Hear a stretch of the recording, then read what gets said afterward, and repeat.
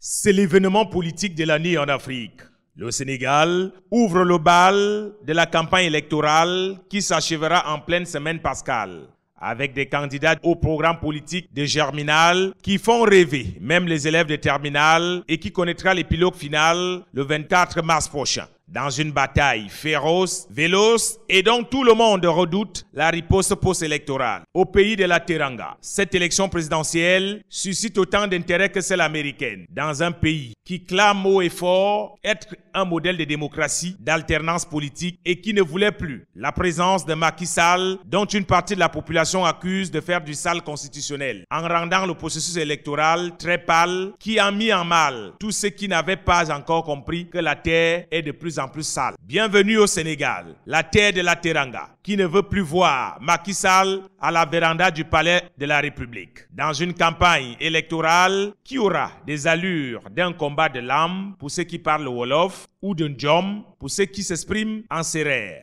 Entre Amadou Ba, le baptisé et communié et même plus que jamais confirmé par le président sortant, résistant et finalement demeurant dans le corps de son défunt qui se rapproche du quartier Plateau à Dakar et choisit d'ores déjà selon certaines indiscrétions ses cravates au palais de la République. Même s'il est boudé au sein de l'Alliance pour la République, Amadou Ba est pour beaucoup d'observateurs le grand favori de cette élection présidentielle sénégalaise. Avec un Ousmane Sonko et Karim Wade hors jeu, minutieusement écartés par la stratégie politique de Macky Sall, le président sortant gagnant de toute cette bataille politique au Sénégal. Oui, on peut tenter de dire que Macky Sall, qu'on l'aime ou pas, vient finalement de donner une leçon de stratégie et de maîtrise du jeu politique à toute l'Afrique. Lui, Macky Sall, président sortant, qui a d'abord longtemps entretenu le mystère autour d'une troisième candidature qu'il a fini par attacher avec la ceinture. L'ancien premier ministre Abdoulaye Wade s'est fait huer par une partie du peuple et a bloqué le processus électoral. L'homme a tout fait. C'est lui qui concède. Il rétrocède. Il cède sous la pression populaire. Il enlève